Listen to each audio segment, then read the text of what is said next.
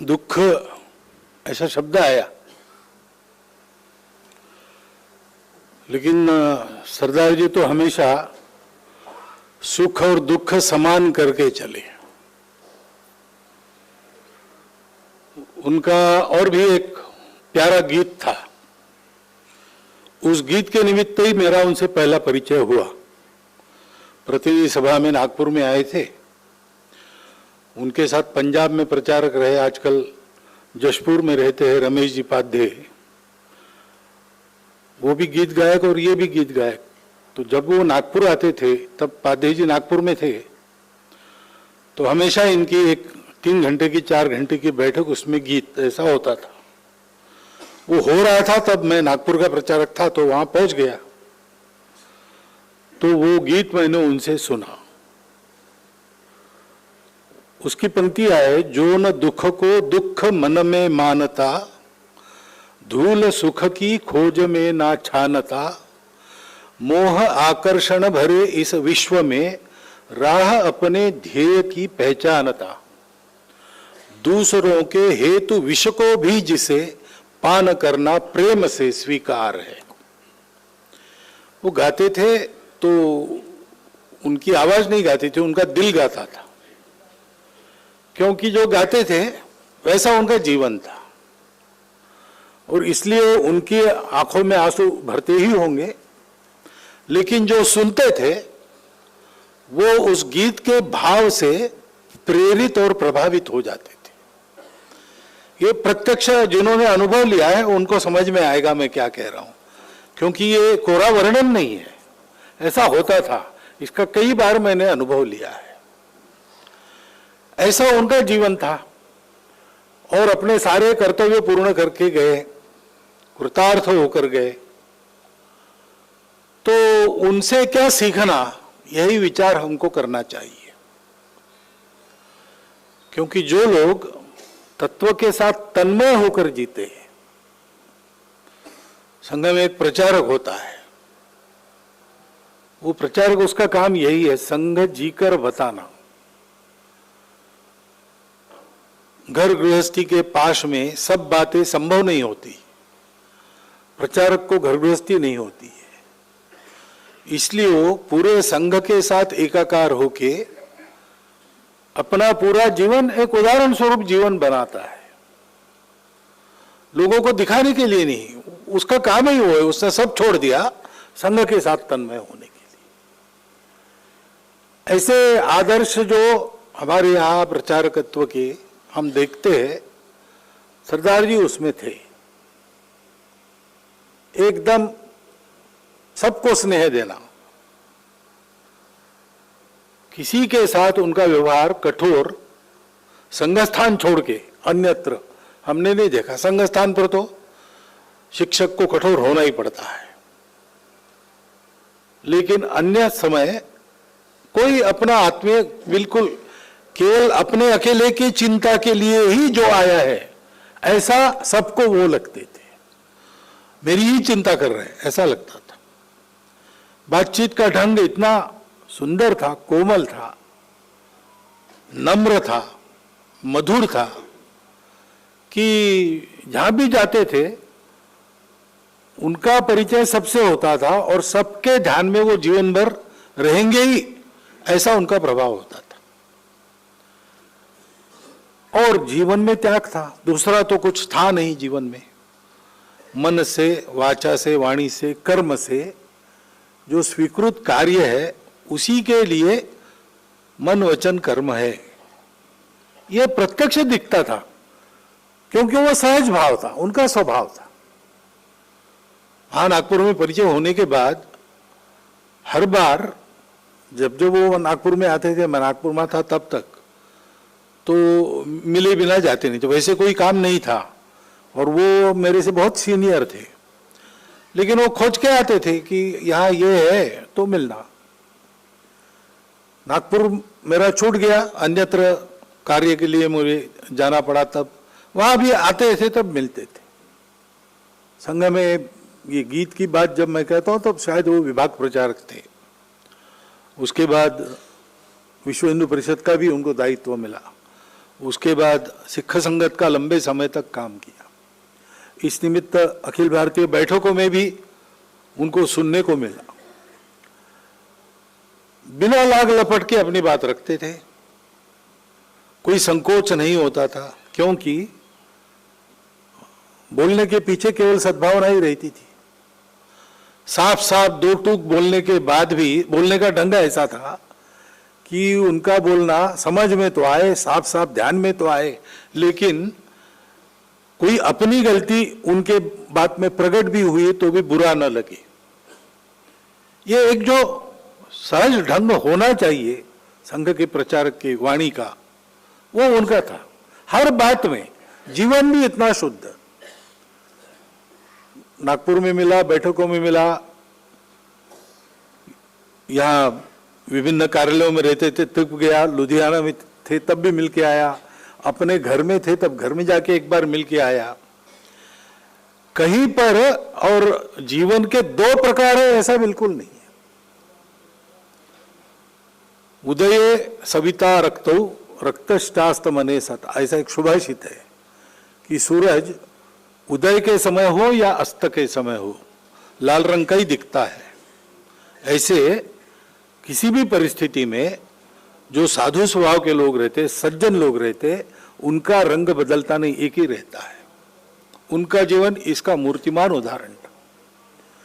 और कार्य में सतत उनकी बात जो चलती थी वो निरंतर उत्साह से चलती थी। हमारे यहां कार्यकर्ता का वर्णन करते समय एक सुभाषित का बार बार उच्चारण होता है, मुक्त संगो अनहम वादी धृति उत्साह समन्विता सिद्ध सिद्ध्योर निर्विकार। किसी और बात में रस नहीं, और जो संघ ने काम दिया है उसमें भी जब तक काम दिया है तब तक रस है, नहीं तो बिल्कुल नहीं। उनके काम में इतने बार बदल हुए, एक आयु होने के बाद बिना दायित्व के रहना ये भी बताना पड़ता है, तब बताने वालों को बड़ी समस्या रहती है, क्योंकि जिनको बताना है वो सीनियर है, अनुभव है, जीवन है, सब दृष्टि से हमारे लिए उदाहरण स्वरूप है। अब उनको कहना कि आपका कोई पद स्थान नहीं रहेगा, ये कहना कैसे? लेकिन कुछ लोगों के सामने निसंकोच होकर बता सकते थे, ऐसे वो थे, क्योंकि इसमें भी उनकी कोई रुचि नहीं रहती थी। मैं क्या हूं, क्या बना हूं, मुझे क्या बनाया है, मैंने व्रत लिया है, मैं काम करते रहूंगा। दिया है, दिया जलता है, जीवन भर जलता है, लेकिन उसको बाती चाहिए और तेल चाहिए, नहीं तो नहीं जलता है। लेकिन एक रत्नदीप होता है, उसको इन दोनों की जरूरत नहीं है। वो जहां रखे वहां प्रकाश देगा, प्रकाश देना उसका स्वभाव है। अपेक्षन्ते न च स्नेहम न पात्रम न दशांतरम सदा लोकहिते युक्ता रत्नदीपा इव उत्तमा।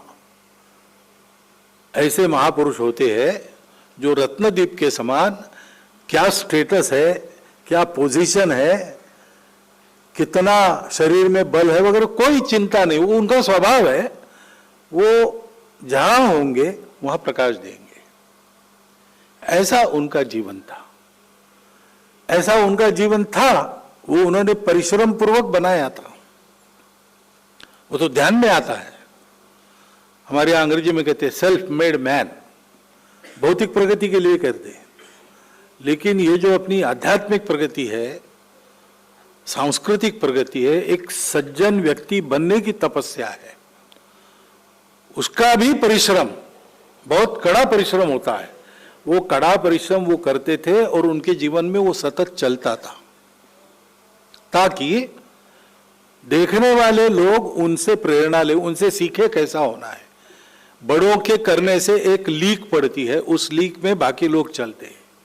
यद्यदाचरति श्रेष्ठा तत्तदेवेतरो जना। तो उनको ये पूरा भान था कि संघ ने दिया हुआ दायित्व निभाना है, दिया हुआ काम करना है, लेकिन उनको ये भी पता था कि मुझे ऐसा रहना है जिससे बाद में आने वालों को जो लीक मिलती है उसमें ठोकर न लगे और उनकी भी उन्नति हो। ऐसी लीक डालकर जाने वाले व्यक्तित्व रहते हैं। सरदार जी उसमें एक थे और इसलिए उनके जीवन में यश ही यश है। इस लोक में तो है ही। इस लोक में उनके जाने की वार्ता सुनकर कितने ही लोगों ने ये सारा ऐसा स्मरण उनका किया होगा और आज भी करते होंगे। कुछ लोगों को यहाँ उपस्थित होने का मौका मिला है, लेकिन पूरे भारत में ऐसे लोग हैं। लेकिन इस लोक की बात नहीं, परलोक में भी अपनी गति को साध लिया। ये उन्होंने अपनी तपस्या से कर लिया है। उनके लिए प्रार्थना करना हमारा काम है, इसलिए हम कर रहे हैं। उनको उसकी आवश्यकता नहीं है, अपने तपोबल से उन्होंने वो स्थान प्राप्त किया है। लेकिन हमारे लिए श्रद्धांजलि क्या होगी? तो उनके उन गुणों का हम अनुकरण करें, वैसा बनने का प्रयास करें।